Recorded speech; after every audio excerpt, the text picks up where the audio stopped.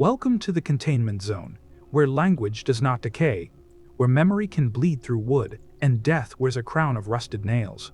This is SCP-701, a play that was never meant to be performed, a tragedy written not for the stage, but for summoning. It has no author, it has no end, and when the final line is spoken, you don't hear applause, you hear breathing. The text first appeared in 1640, bound in rotting leather, stamped with a seal no scholar could name, an emaciated figure wreathed in ivy and crowned with broken antlers. It was discovered in Venice, in the vault of a plague monastery. Only 17 pages were intact, all of them stained with what experts believed was foxblood and bile. The title was burned into the top margin, The Tragedy of the Hanged King. No known playwright claimed it. No record of its production existed in any archive. But the script spread. By 1702, references appeared in English universities. By 1891, copies surfaced in the personal library of Aleister Crowley. By 1924, the first known performance occurred at a private college in Massachusetts. All 37 members of the cast and audience perished by the final act, throats slit, eyes gouged. One man crucified himself against the backstage wall with 6-inch nails. He had removed his own vocal cords. A line from the play was carved into his chest, "I wear no mask but grief." The Foundation classified the manuscript as SCP-701 the following year. All surviving editions were collected and sealed, but it was too late, because by then, the play had already begun memorizing those who had read it. The first modern breach occurred in 1952 at a private boarding school in Northumberland. The production was listed as an original tragedy titled The King's Fall. No SCP tags, no traceable manuscript. It was scheduled for the school's Founders' Night, performed by students aged 13 to 17. Attendance, 54 people. Survivors, 0. The only witness who lived was a janitor who arrived late. He found the audience seated in complete silence. Every student on stage was frozen. Mid-scene, eyes rolled back, mouths moving in unison with no voice.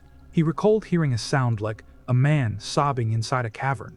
When he stepped closer, one of the girls turned to him and whispered, "He waits behind the curtain." Then her jaw dislocated and she bit through her own wrist. The play resumed. Violence unfolded like choreography, not chaotic but elegant, as if rehearsed across centuries. One student recited an act not included in the surviving manuscript. Another began singing in a language that has never been translated. By the time authorities arrived, only 4 bodies remained intact. All others were mutilated. But, deliberately, ritualistically, the backstage wall was painted with black ink and ash. An outline had been drawn, a silhouette of a tall figure in a crown of rope standing behind a curtain of dripping paint. In the center of the figure's chest, someone had scrawled, "He has learned to wait." The incident was buried.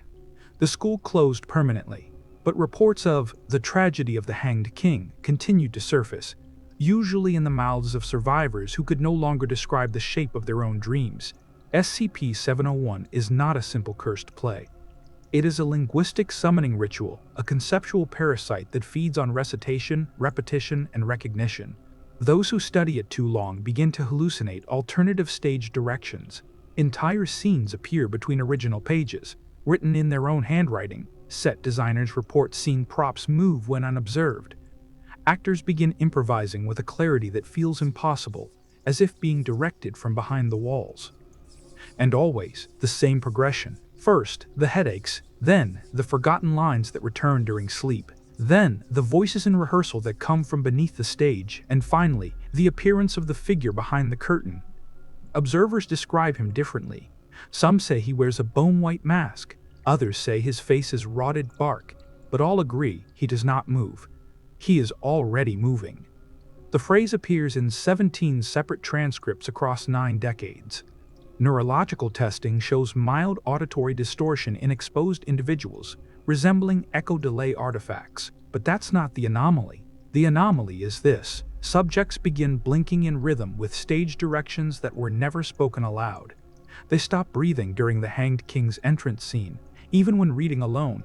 They wake in the night with stage makeup on their face, and dust from unbuilt theaters beneath their nails.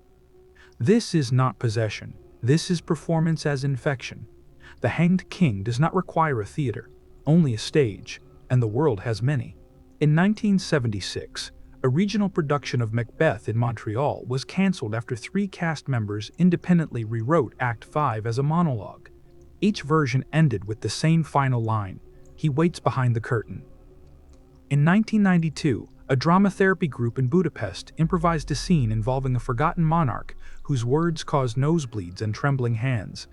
When asked where they learned the speech, one patient said, "I didn't write it. I just remembered it too clearly." In all cases, participants shared one experience. They dreamed of a theater where they had never performed, where the air was thick, like fabric soaked in vinegar, where no one clapped, and something was always watching from between the curtains even before the curtain was drawn. In 2004, a copy of SCP-701 surfaced on a file-sharing site, masked as a modern reimagining of King Lear. Within 3 days, Foundation web crawlers isolated 19 unique downloads. 27 of the downloaders were later linked to spontaneous acts of self-harm. 4 vanished. 1, a playwright in Lisbon, mailed his own tongue to a critic, along with a note, "This is the line I wasn't allowed to say. He wants it back." By 2012, isolated reports became outbreaks. A high school in Perth, where every senior recited the same monologue in their sleep. A college improv troupe in Ohio that reenacted a full SCP-701 scene without having read it. A man in Tokyo who collapsed in a train station whispering, "The house without exits, the script without ends."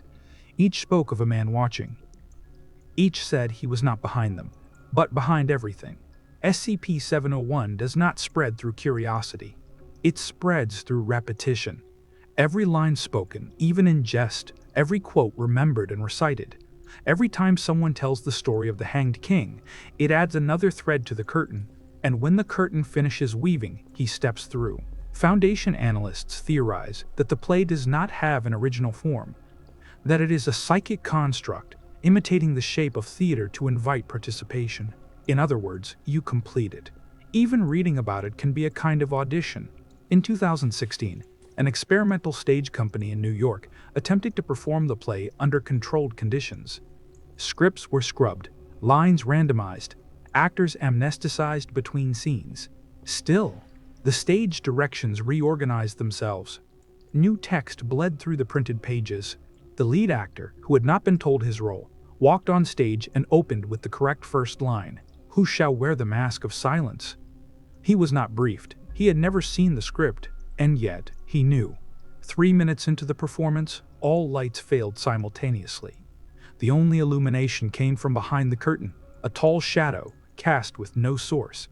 All audience members survived, but every one of them later reported the same hallucination, a man hanging upside down behind their eyelids whispering stage directions in a voice they had never heard but already knew. From that point forward, Foundation policy forbade any structured performance of SCP-701 in live or recorded form. But the story keeps returning, because the curtain, like the past, does not stay closed. There is no deletion procedure for memory, and yet that's what the Foundation attempted. In 2019, a Level 4 task force proposed Project Ecomask, a neural redaction campaign. The goal: eliminate all retained memory of SCP-701 from affected personnel. The results were catastrophic. Subjects exposed to neural purging didn't forget the play. They began reenacting it as a form of resistance. A containment specialist spent an entire debriefing repeating the same line, "I will not forget the final bow. The crown fits all heads if you kneel." When sedated, she hummed the melody of the Hanged King's entrance, a melody which, according to musical historians, matches no known Western composition. Others began drawing diagrams, stage layouts of theaters they'd never entered. Blueprints, curtain measurements, seating capacity, but no exits.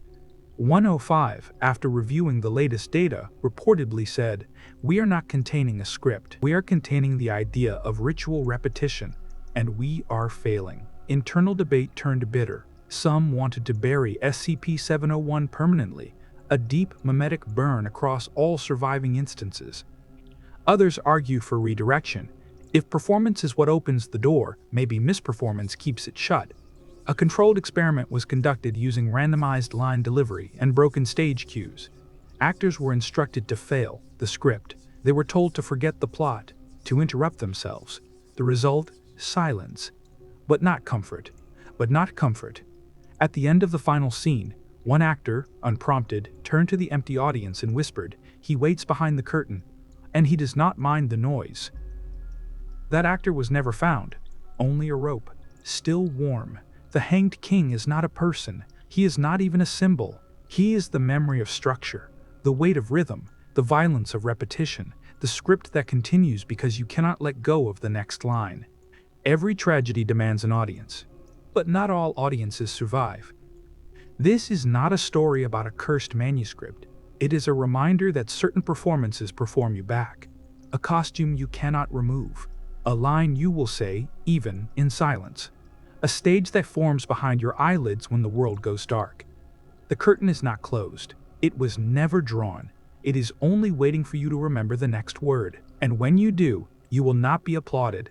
You will be observed. He waits behind the curtain. He is always waiting. Thank you for observing another anomaly from the Containment Zone. If you begin to hear voices reciting lines you don't recall learning, do not respond. You're not the actor. You're the next scene.